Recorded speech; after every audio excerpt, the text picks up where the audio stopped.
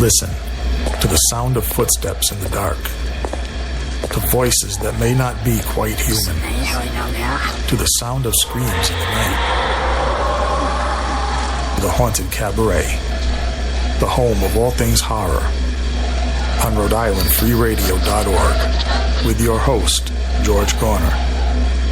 The Haunted Cabaret starts now.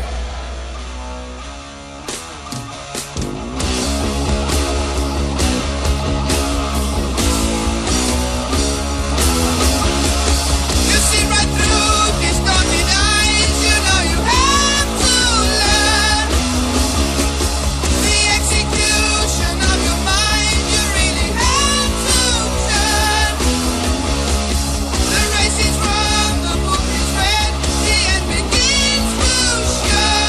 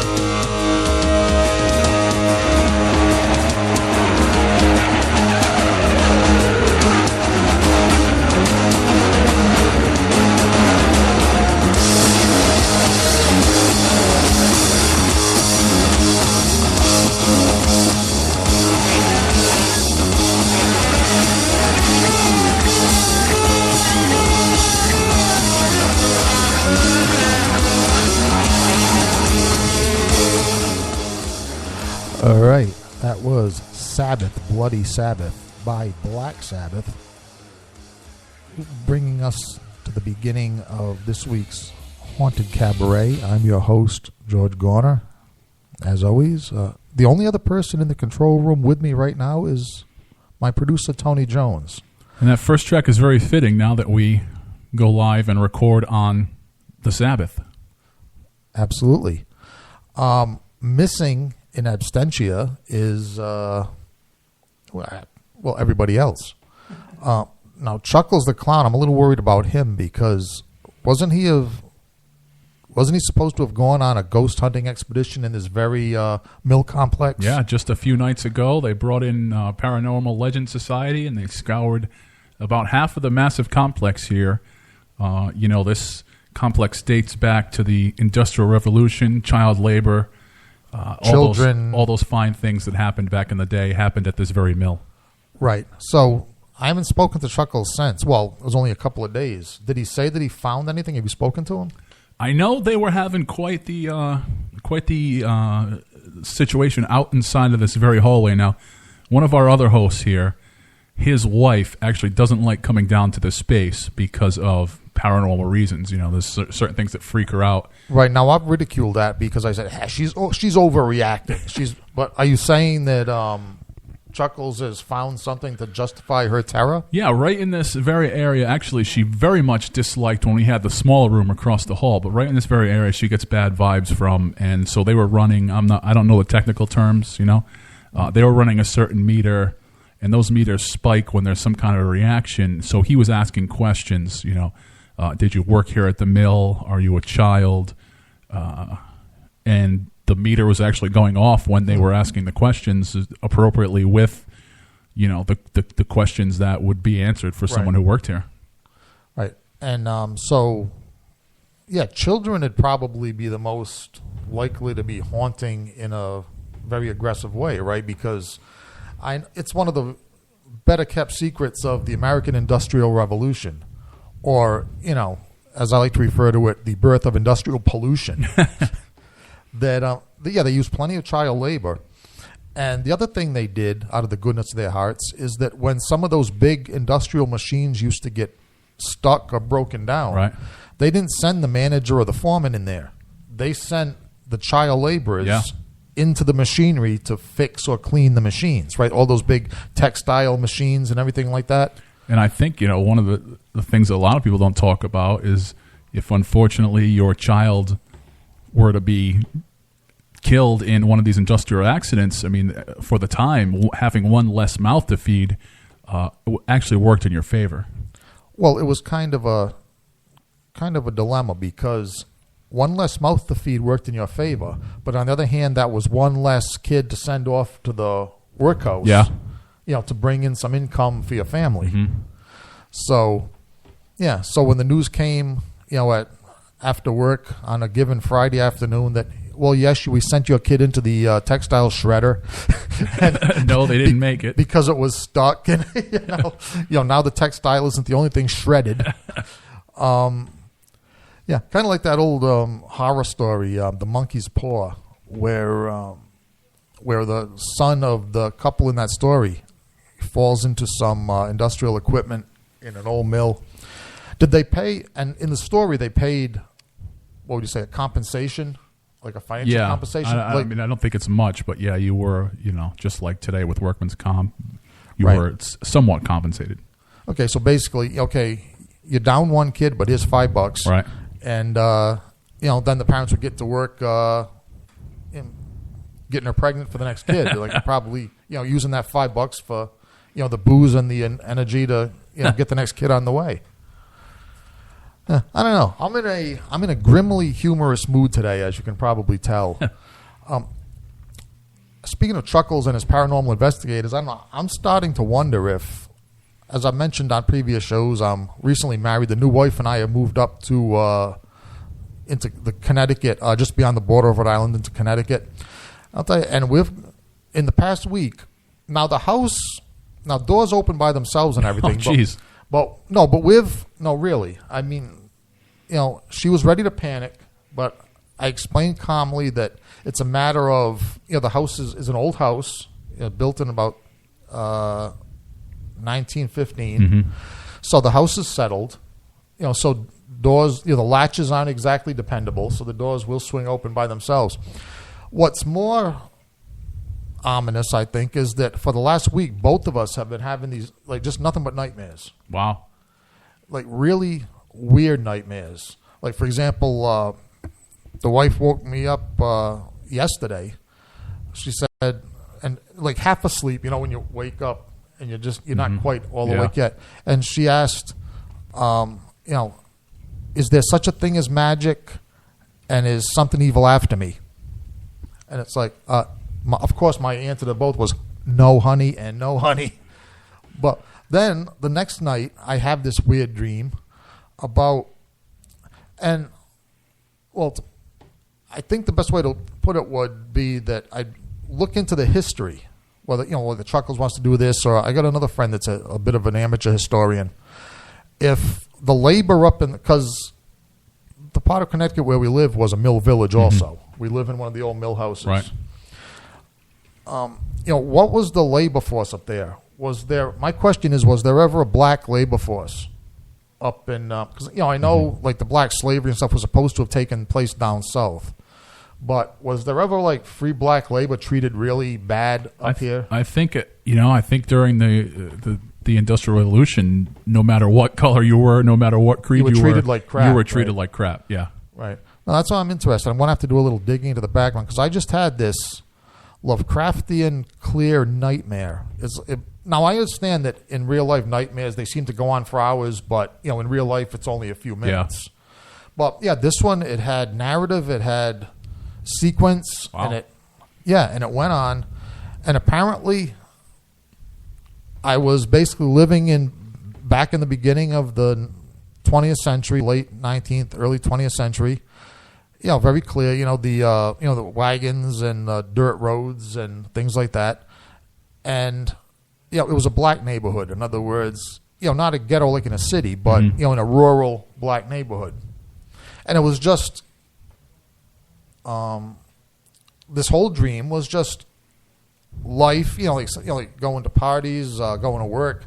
In other words, and I was I was one of the few white people in this black neighborhood, and not everything that happened was nice. Put it that way. Some of it I don't remember, but it was one of those. You wake up and it's like, I'm glad I'm awake. Yeah. So I was just wondering. I'm going to have to do some research on that.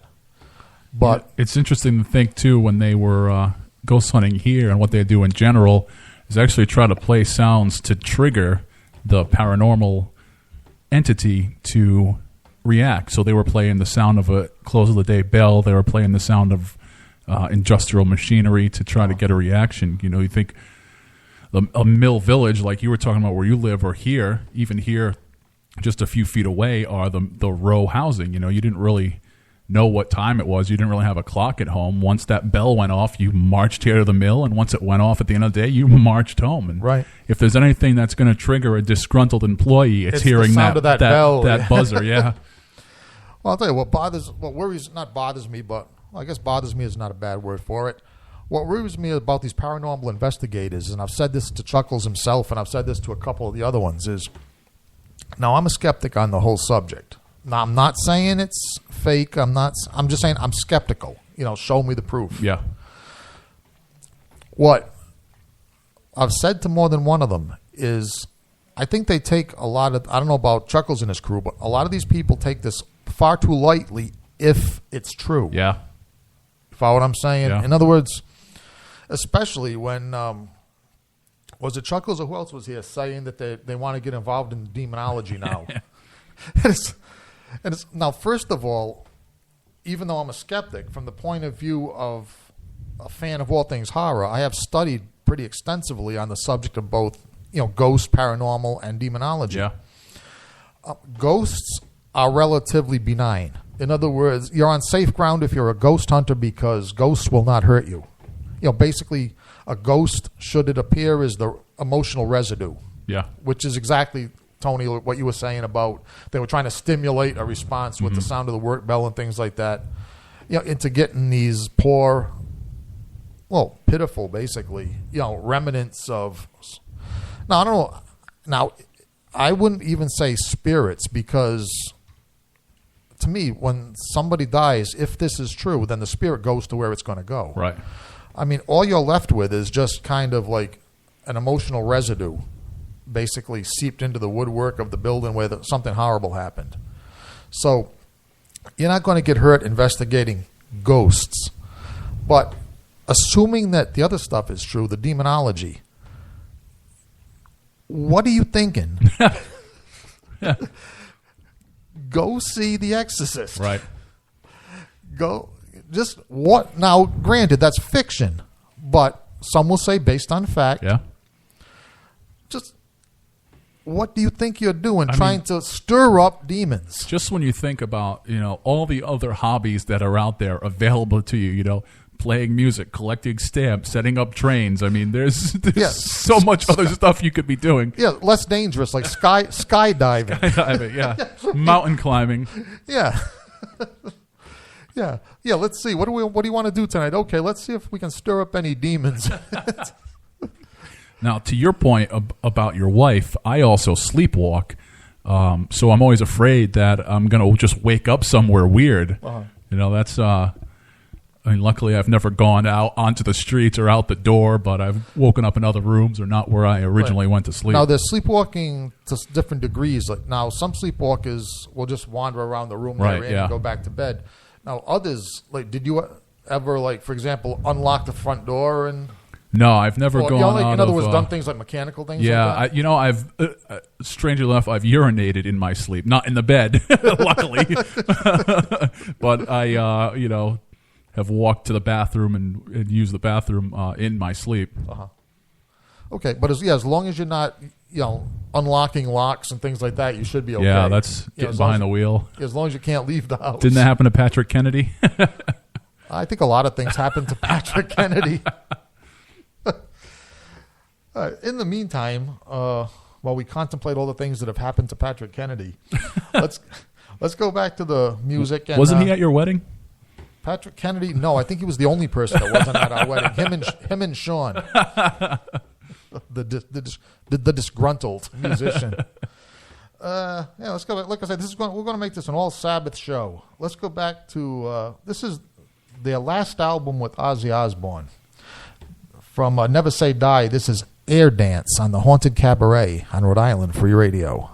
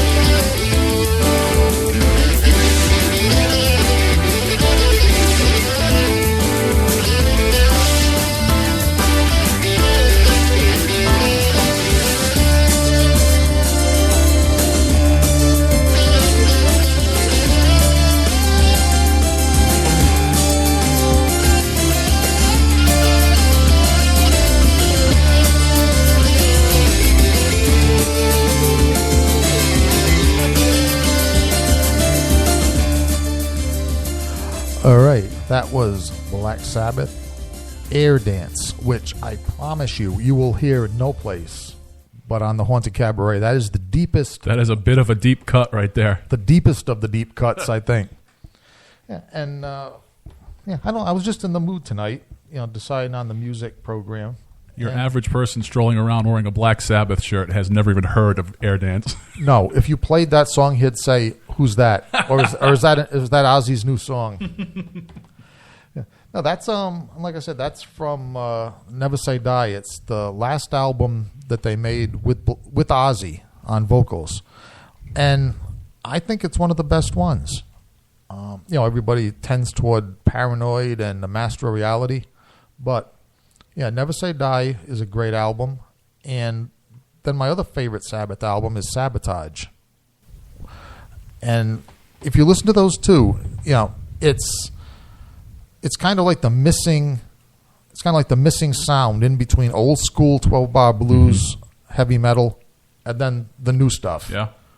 So, yeah, Black Sabbath, they were a lot more innovative than a lot of their critics give them credit for.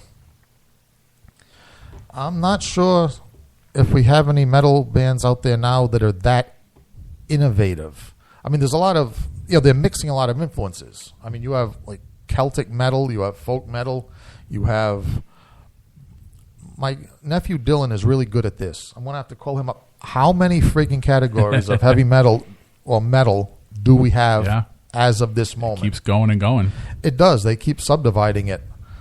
And now there's even, and I can't really criticize because a couple of these bands I really like, but there's actually categories based on subject matter. I mean, we have Amon Amarth, which is... steeped in the old Norse mythology. All their subject matter for their songs is Norse mythology. Then we have Upon a Burning Body, who seem to be obsessed with the Al Pacino movie Scarface. Everything, at least on the CD that I listen to, everything on that CD is based on the Al Pacino movie Scarface. Damn. Yeah, even right down to the names of the songs being from the dialogue from the movie. Then I think we have Pirates. But punk rock got there first, right? Yeah. Our friend Johnny Earthquake. Then there was a band called the Boston Jolly Pirates for a while who were punk pirate. Yeah, and then I think back in the late 60s, I think it was Johnny Kidd and the Pirates. Yeah. So we've had garage rock and punk rock beat the metalheads to the piracy. But so the metalheads have captured... the Norse mythology, the Egyptian mythology. We have the metal band Nile, who does the Egyptian thing. And some of it's really good, but I'm just wondering what they're going to do, 5 CDs down the road? I mean, how far can you mine a culture's mythology? I don't know. I don't know. That's just contemplating that leaves dead air. I mean, where do you go from here? Of course, I've lamented the fact that, and to this day, I just saw a shirt over the weekend the guy was wearing that I cannot read the name of these bands because it looks like all twigs put together. Well, yeah. But I explained that when you asked me that in the past. You're not supposed to be able to read it. The only people who are supposed to be able to read that are people in the know. And from... to that point, from a financial aspect, it seems that those genres are making money. They are, because their niche how do you say that? Niche or niche? N-I-C-H-E. I think it's one of those words where it's up to you. Okay. Okay. Niche market. So you might have, I don't know, probably 10,000 fans if they're dedicated and fanatical. And they buy the band's every album. They buy every T-shirt. They buy, a band can make a living. Yeah. And I think it was the band As I Lay Dying one of the years when I went to I think it was Mayhem Fest. They thanked their crowd for allowing them to make a living doing what they love. Right.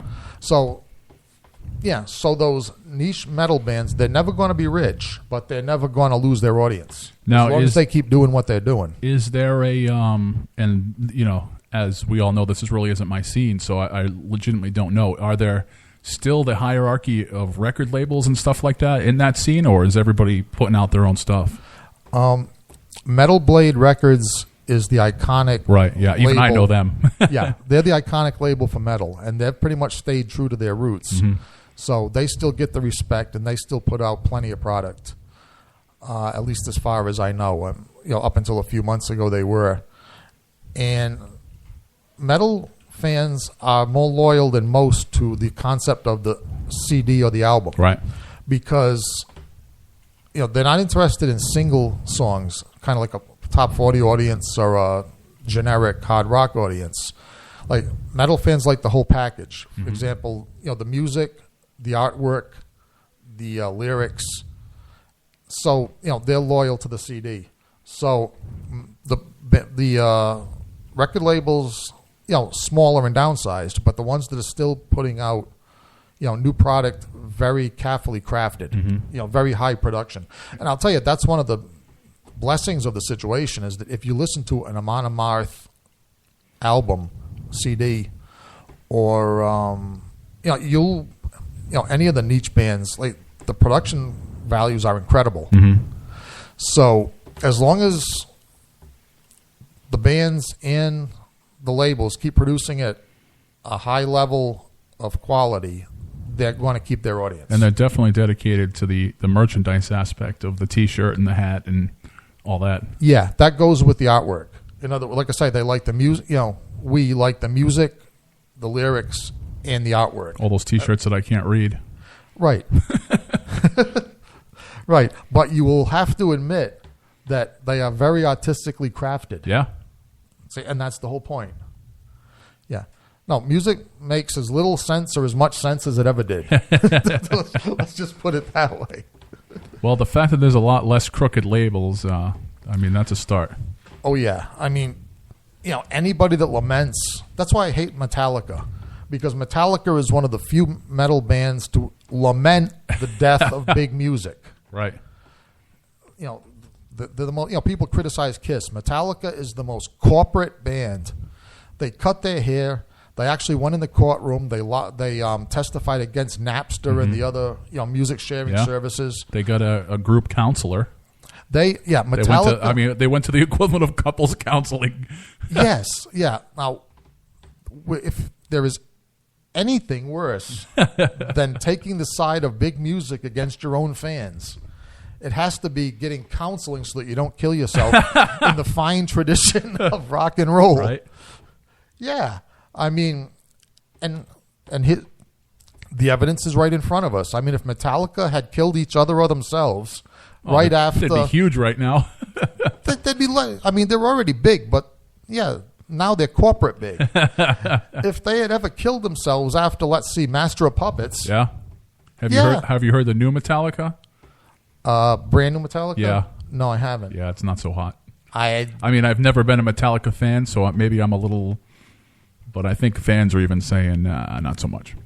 Well, that's the obvious result of when you go down the corporate path. You start out in a courtroom testifying against your fans, and the end result of that road is a big pile of musical drivel. Meanwhile, there's still Motown artists trying to get paid from stuff they put out in the 50s. Yeah, they're doing better at that. Although I think... No, it wasn't Motown. It was some folk artist that sued Led Zeppelin over the melody to Stairway to Heaven. Come on. Imagine if that started happening in punk rock and people started suing over melodies. Oh, I don't know. You can't sue over arrangements and you can't sue over chord progressions, right? So I don't think that'll ever happen in punk rock. How do you sue somebody over A, D, and E?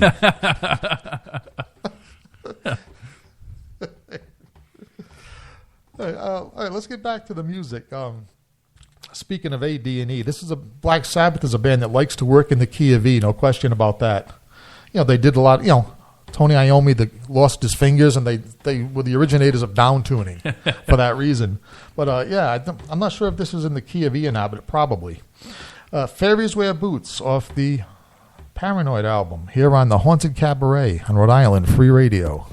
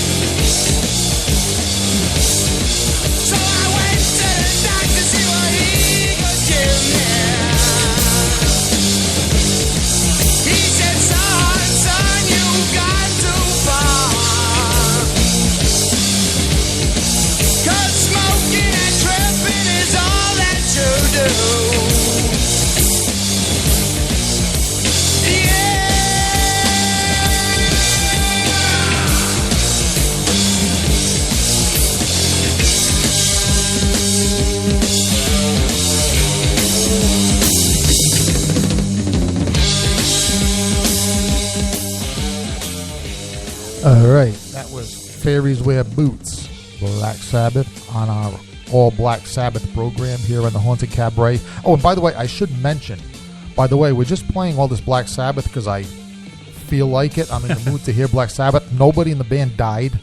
I mean, maybe we should have mentioned that earlier. There might be people crying right now or wondering, what happened to who. That's true. That's the only time you get some of those deep cuts. Yeah. So, no, as far as I know, everybody's okay.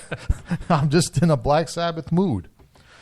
Now, somebody that's not okay, Tony, during the music, you were telling me about some place, what park was it, where a hot spring has apparently become like the suicide of place of choice?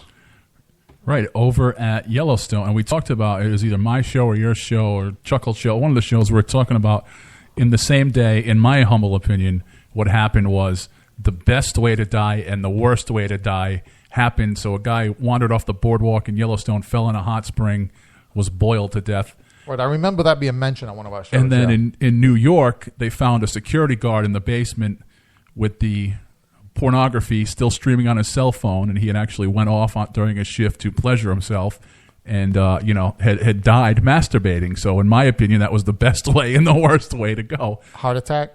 Yeah, yep. That's not a bad way to go. The only thing I can think of better than that was the old band The Who. John Entwistle, their bass player, died in Las Vegas of a cocaine overdose after screwing a high-priced hooker. In his 60s, too, right? He wasn't a 20-year-old kid. No, after a life long and full of pleasure. Yes, died in a high-priced Las Vegas bedroom with a high-priced hooker after snorting some high-priced coke. So, yeah, I think that one beats the masturbation, but not by much. In Vegas in his 60s. Yeah. While most 60-year-olds are dawdling around Walmart, there's John Entwistle. But now there's a second guy that dissolved himself. Yeah, so that was over the summer. This happened just on the 17th of this month, and the article reads: despite nearby signs warning against it, he entered the boiling, highly acidic water to test the temperature. He wanted to hot pot, which is something that people do in Yellowstone. They find the smaller ones and they, right, like the geysers and like Old Faithful is hot water, right? Yeah, right. So you're saying, right? So there's little ponds of hot water. And people go in there and bathe, and Okay. Well, but isn't there something on the signs around this particular pool saying highly acidic and you will dissolve? Right. And from what I understand about Yellowstone, and we've seen it here in Newport, people keep falling off the Newport Cliff Walk, and there's signs everywhere that say, hey, don't go down there. Yeah. Signs everywhere in Yellowstone. There's a boardwalk with rails on it, and you're supposed to stay that path. And these folks keep just jumping the rails and walking around. Right. And so apparently this guy, there was nothing left. Right. Right. Now, as we're talking about this off air, this is the most disturbing thing. And for me, especially as a fan of new media and old media and how it comes together and how people react and how we're connected 24 hours a day, the article reads that his sister filmed the incident, his horrified sister filmed the incident on her cell phone. The footage has not been released. Now, eventually this footage is going to get out there. Yeah. Yeah. And we also have to question the word horrified. Right. I mean, something tells me she dared him to go down there. I mean, you're horrified, and it's your brother down there, and you're not trying to throw him a rope. Right. Right? You're filming on your phone. Which is, his death agonies. Is it the fact that we've gotten so jaded as a society that people think that they're going to make money off of filming these horrible things? Not to turn the show in a very morbid direction, but it seems like everybody's trying to get paid. This show in a morbid direction? I defy you. Well, no, I have nothing against making a profit on horror, misery, suffering, and death. I mean, that's why we're here. But, no, I find it, like I say, grimly humorous. I used that phrase earlier on.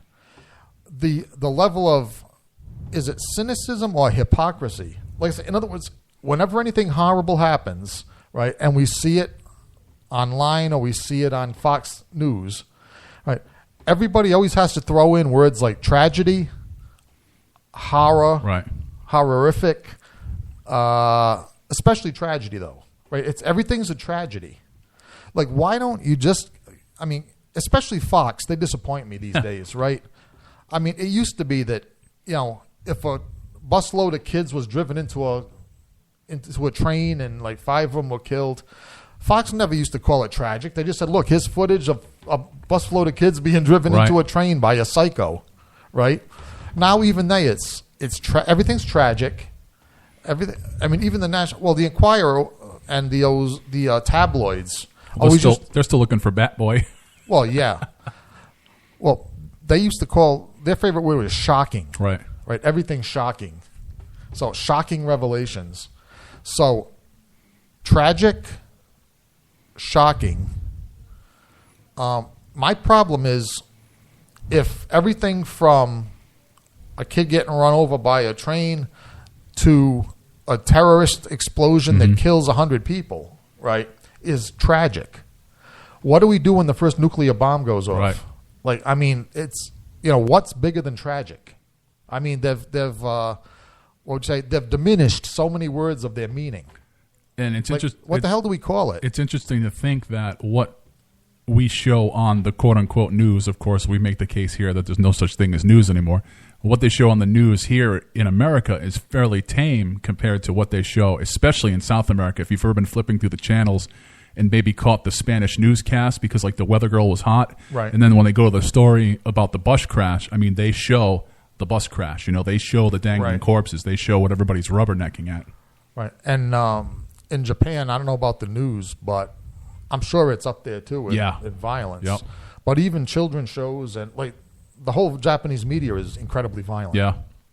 I mean, the game shows there, it's life and death. Yeah, it's literally. Yeah. Like they'd have people walking around Yellowstone checking these hot bots. All I can picture is the old cartoon, though, where like kind of Bugs Bunny like dips his toe in. Yeah. Yeah. And then Yosemite Sam or Elmer Fudd actually is the one that goes into the... Right. But it does occur to me, though. Remember I said what could be stupider than trying to instigate a demon? Yeah. Could be going off the rails. Going off the rails at Yellowstone Park into a pit where it says acidic hot water. Yeah. Nothing will be left of you but your flip-flops. And I mean, I have to only assume that there's, having worked with some of these compounds and stuff, there had to be a certain odor coming out of that pool of water that would tell you it's not just hot water. Right, an odor actually, coincidentally, like hell. Yeah. Right. So we're the stupidest people among us now will either call up demons or dive into pools that smell like hellfire. Now there's a second side of this that I have to at least give this guy respect for the fact that he was actually out there doing something. The guy was 23 years old, and unfortunately, most 23-year-olds I know don't leave the house. They don't leave the couch. They don't leave the video game. They wonder why they can't get laid, but they're afraid to go to a nightclub. At least this guy was out there doing something. Maybe he should have been on the couch, but at least he was out there doing something. He was. I mean, we celebrate his life here on Rhode Island Free Radio. Absolutely. Short and stupid as it was. How much longer do we have here to celebrate, Tony? We have about 12 minutes altogether. My goodness. Okay, that means that we could either try to top what we just talked about, or what's the time on War Pigs? War Pigs comes in at almost 8 minutes, actually, so that would be perfect. All right, let's leave the conversation at dissolving into a hellfire sulfur pit and not reading the signs. Not reading the signs, and we'll go out with the Black Sabbath War Pigs, which is about coincidentally the apocalypse and the end of the world. So very appropriate. Hey, and this is, as always, the Haunted Cabaret. I'm your host, George Garner. Producer Tony Jones saying nighty-night.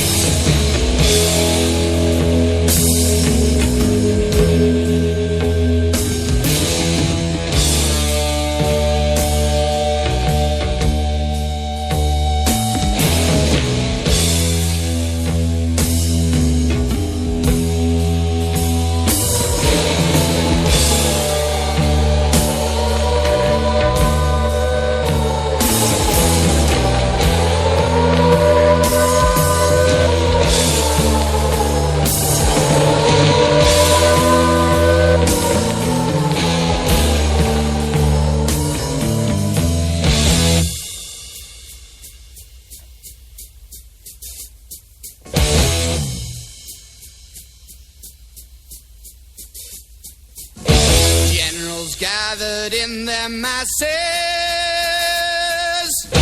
just like witches at black masses. Evil minds that plot destruction, sorcerer of death's construction. In the fields of bodies burning, as the war machine keeps turning. Death and hatred to mankind, poisoning their brainwashed minds. Oh Lord, yeah.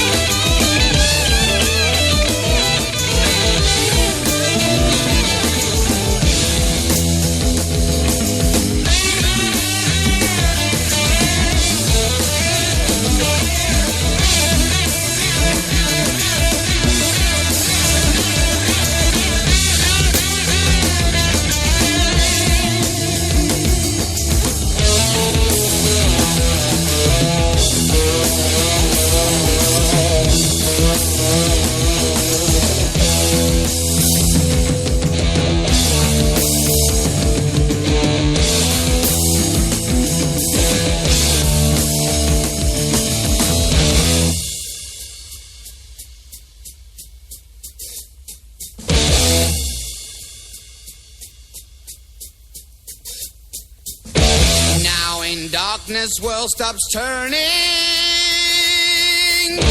ashes where the body's burning. No more war pigs have the power, and as God has struck the hour, day of judgment God is calling. Underneath the war pigs crawling, begging mercies for the sins. Satan laughing spreads his wings. Oh Lord, yeah.